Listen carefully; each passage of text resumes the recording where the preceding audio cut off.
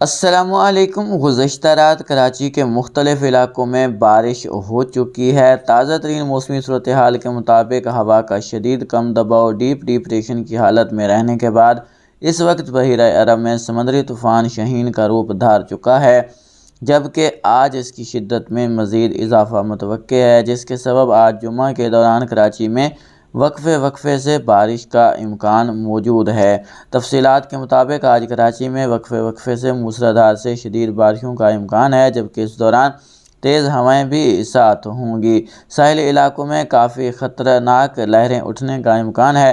آج کراچی کے تمام علاقوں میں جن میں بلدیہ، بن قاسم، گڈاب، کلفٹن، ملیر، کورنگی، گلبرگ، سعدی ٹاؤن، شاہ فیصل، ناظم آباد، اورنگی، نیا کراچی شامل ہیں، تمام علاقوں میں بارش دیکھنے کو ملے گی، جبکہ بعض مقامات پر ابھی بھی شدید موسمی صورتحال پیدا ہونے کا خطرہ موجود ہے، اس لیے نشیبی علاقوں کے مکین آج کا دن محتاط رہیں۔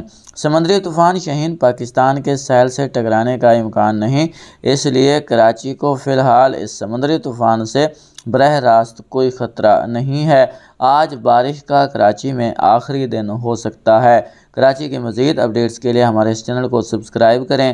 اگلی اپڈیٹ تک کے لیے اجازت دیں۔ اللہ نگہبان۔